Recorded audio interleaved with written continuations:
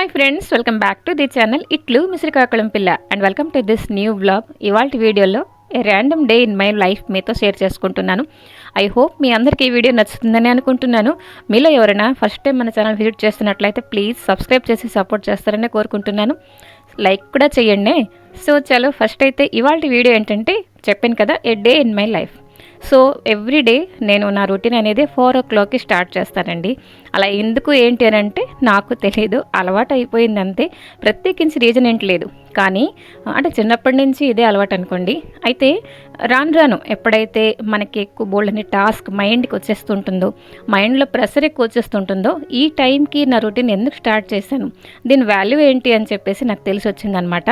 So మీలో ఎవరైనా అంటే స్టార్ట్ చేద్దాం, బ్రహ్మముహూర్తం రొటీన్ స్టార్ట్ చేద్దాం అని అంటే వెంటనే చేసేయండి. రిజల్ట్ అనేది మీకే తెలిసిపోతుంది. సో పదండి వీడియోలోకి అయితే వచ్చేద్దాం.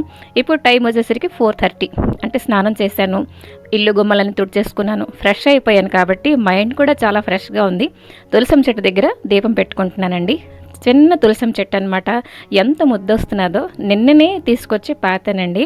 అంటే ఎండల్లో తులసం చెట్టు నిద్రపోయింది కాబట్టి మరి కొత్తది మనం పాతామంటే అది ఉండదు కదా. కాబట్టి వర్షాలు స్టార్ట్ అయ్యాయి కాబట్టి ఎంత వేరం ఈ పని నేను చేస్తానని చెప్పేసి ఈగర్లీ వెయిట్ చేస్తుండే.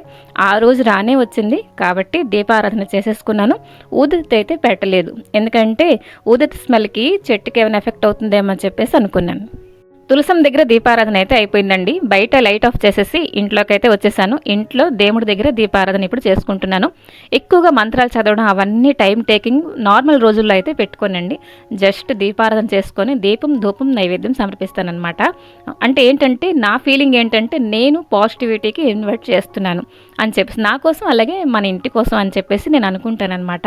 అంతే కదండి, మనం ఎవరికైనా ఇన్వైట్ చేస్తేనే వాళ్ళు మన లైఫ్కి వస్తారు. ఎయిదర్ పాజిటివిటీ లేకపోతే నెగిటివిటీ. సో నెగిటివిటీకి ఫస్ట్ అయితే తొలగించాలి అండ్ పాజిటివిటీకి మనం దృఢంగా గట్టిగా పట్టుకుని ఉండాలి మైండ్లో. అంతే కదండి. సో హౌస్ వైఫ్ టాస్క్ అనేది నార్మల్ కాదు. అంటే మనందరికీ తెలిసిందే, ఆల్మోస్ట్ మనందరికీ తెలిసిందే. అయినా ఒక్కొక్కసారి మనమే స్టక్ అయిపోతూ ఉంటాం. లైక్ ఎలాగంటే ఏంటి పనులు, ఎంత పని చేసినా తెవలదు అని చెప్పేసి స్టక్ అయిపోతుంటాం. అలా కాకుండా మైండ్లో పాజిటివిటీగా ఉండండి. అంటే హౌస్ వైఫ్ అంటే ఒక నార్మల్ మ్యాటర్ కాదని చెప్పేసి ఫస్ట్ మనం ఫిక్స్ అవ్వాలన్నమాట. ఎక్కువ మోటివేషన్ అయితే అయిపోయింది కదండి. పదండి పూజ అయిపోయింది అండ్ ఇప్పుడు టైం వచ్చేసింది 1 cup ఆఫ్ ఫిల్టర్ కాఫీ అనమాట. ఈ ఫిల్టర్ కాఫీ మా అత్తయ్య గారి దగ్గర నాకు అలవాటు అయింది. ఇప్పటిదాకా ఉన్నదనమాట, పోదు. బహుశా 20 years ఆఫ్ ఎక్స్పీరియన్స్ అండి.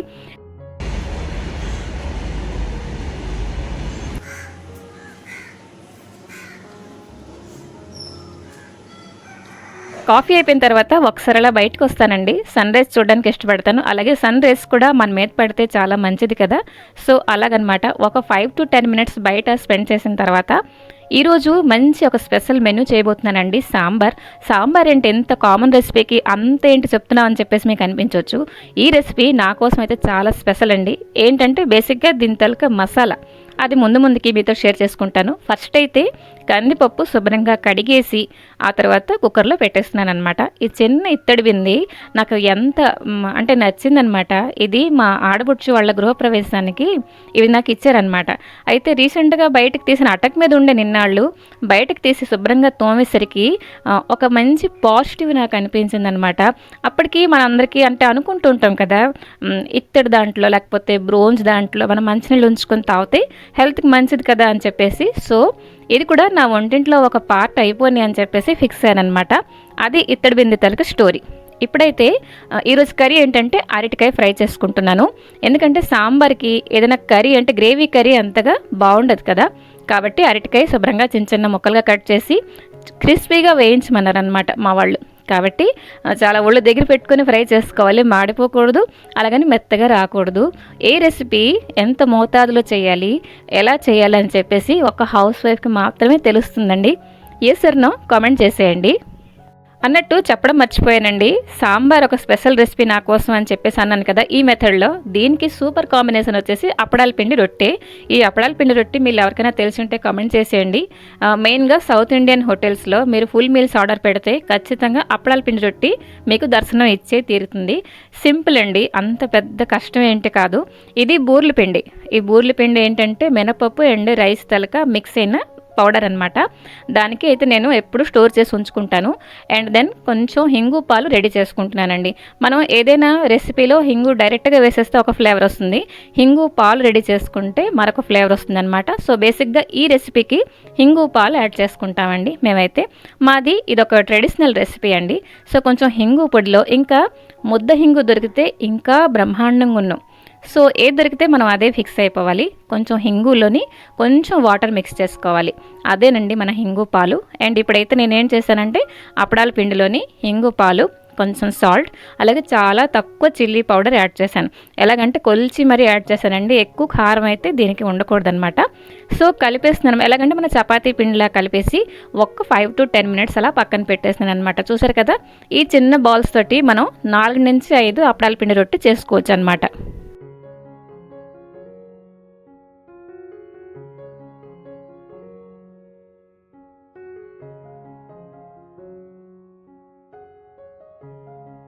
ఇప్పుడైతే మనం స్పెషల్ రెసిపీ మసాలాకైతే వచ్చేద్దాం. అదేనండి సాంబార్ తలక మసాలా.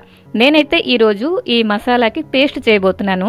ఎందుకంటే పొడి కూడా చేయొచ్చు, కానీ ఇది చెప్పాను కదా సంథింగ్ స్పెషల్ అనమాట. ఏంటంటే ప్యాన్లో కొంచెం నెయ్యి యాడ్ చేసుకున్నానండి, అంతే. ఆ తర్వాత కొంచెం మినపప్పు, ఆ తర్వాత శనగపప్పు, ఆ తర్వాత మెంతులు, ధనియాలు, జీలకర్ర. ఇది కామన్గా మన సాంబార్ మసాలాలో ఉండాల్సిందే. అయితే ఒక్కొక్కసారి కందిపప్పు యాడ్ చేస్తాను చూడండి, అది కాకుండా ఇలా ఒకసారి ట్రై చేయండి కంపల్సరీ. సో కొన్ని మిరియాలు యాడ్ చేసుకున్న తర్వాత కొంచెం రైస్ యాడ్ చేసుకున్నాను. అండ్ దెన్ రెడ్ చిల్లీ, అంతేనమాట. అండ్ మెయిన్ ఇంగ్రీడియంట్ మన ఈ సాంబార్కి ఎండు కొబ్బరి. ఒక్కొక్కసారి పచ్చి కొబ్బరి యాడ్ చేస్తే ఫ్లేవర్ వేరేలాగా వస్తుంది, ఎండు కొబ్బరి యాడ్ చేస్తే వేరే లెవెల్కి వెళ్ళిపోతుంది, అంతే. చెప్పడానికి వెళితే ఈరోజు సాంబార్లో వెజిటబుల్స్ ఏంటి యాడ్ చేయడానికి లేకుండే, ఓన్లీ టమాటా అండ్ ఆనియన్స్ అనమాట, అంతే. కొంచెం చింతపండు పులుసు. బేసిక్గా ఈ సాంబార్ రెసిపీ తలక ప్రాసెస్ అంతా సేమే, కానీ మనం ఫస్ట్ వేసుకున్న అంటే రెడీ చేసుకున్న మసాలా చూడండి, అది ఈ సాంబార్కి ఎక్కడికో తీసుకెళ్ళిపోతుంది. సో కట్ చేస్తే ఉడికించిన కందిపప్పు కూడా నేను యాడ్ చేసేసానండి. అటువైపు అయితే అరటికాయలు ఫ్రై చేసుకుంటున్నాను అనమాట. ఈ సాంబార్ రెసిపీ నేను షార్ట్ వీడియోలో కూడా అప్లోడ్ చేద్దాం అనుకున్నానండి, కాబట్టి లైటింగ్ అయితే బాగుండాలి అని చెప్పేసి అక్కడ రింగ్ లైట్ అరేంజ్ చేశాను. ఇదిగోండి మనం వేయించిన మసాలా అంతా కూడాను ఇప్పుడు నేను పేస్ట్ చేశాను అనమాట. చూడండి, చూడడానికి కొబ్బరి పచ్చడిలాగా ఉంది కదా, ఇదే మనకి మంచి టేస్ట్ తీసుకొస్తుంది. సాంబార్ అయితే ఆల్మోస్ట్ అయిపోవచ్చిందండి. పేస్ట్ చేసిన మసాలా అంతా కూడా యాడ్ చేసేసాను. ఇప్పుడు అంటే మెయిన్ సెగ్మెంట్ ఏంటంటే తాలింపుకి మెయిన్ సెగ్మెంట్ ఏంటి అనుకుంటున్నారా? అవునండి, ఇది కూడా నేను నెయ్యితోటే యాడ్ చేశాను. అండ్ దెన్ తాలింపు దినుసులు అన్నీ కూడా నార్మలే. అండ్ లాస్ట్లో కొంచెం గ్రీన్ చిల్లీ యాడ్ చేశాను అనమాట. కొంచెం ఎక్కువ కారంగా ఉండే గ్రీన్ చిల్లీ కాబట్టి తక్కువ క్వాంటిటీ యాడ్ చేశానండి, అంతే. తాలింపు వేసిన తర్వాత ఇల్లంతా కూడాను అంటే సాంప్రదాయకంగా ఉండే సాంబార్ తలక వాసన గుమగుమలాడుతుంటుందన్నమాట. ఒకసారి ఇలాగ ఎప్పుడైనా ట్రై చేయండి, మంచిగా వస్తే కామెంట్ చేయండి. సాంబార్ అయిపోయింది. ఇప్పుడైతే రైస్ పెట్టేసి వచ్చానండి. ఈ బాక్స్ చూస్తున్నారు కదా, దీని నిండా ఏంటంటే నా పూజా సామాగ్రి అవన్నీ కూడా ఇందులో స్టోర్ చేసుకొని ఉంచుకుంటానండి. మట్టి ప్రెంతులు కానీ ఇత్తడివి కానీ. ఏంటంటే రెంటెడ్ హౌస్ అండి, అది కూడా కబోర్డ్స్ ఏంటి లేవు కాబట్టి సామాన్లన్నీ ఇక్కడెక్కడ పడేయకుండా మెయిన్గా డస్ట్ వచ్చేస్తూ ఉంటుంది కాబట్టి ఇలాగ ఒక బాక్స్లో నేనైతే అరేంజ్ చేస్తూ ఉంటానన్నమాట. అవసరం వచ్చింది అంటే తీసి వాడతాను. అండ్ దెన్ శుభ్రంగా నీట్గా తుడిచేసి అంటే తోమేసి తుడిచిన తర్వాత దాచేస్తూ ఉంటానన్నమాట. సో ఈ బాక్స్ కూడాను ఎక్కడ పెడతాను అనుకుంటున్నారు? మంచం కింద పెట్టేస్తానమాట, కాళ్ళ వేళ పడకుండా. ఇప్పుడు నెక్స్ట్ సెగ్మెంట్ వచ్చేసరికి చూస్తున్నారు కదా, బట్టలు అయితే 2-3 మూటల వరకు రెడీ అయిపోయారండి.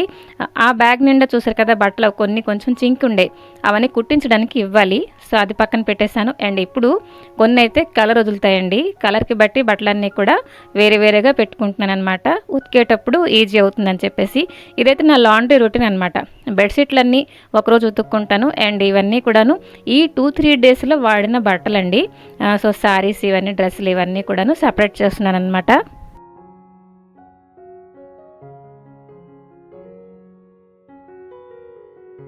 చక్కగా బట్టలన్నీ ఉతికేసానండి, ఆరిపోయాయి కూడా. ఇదైతే ఈవినింగ్ టైం అనమాట.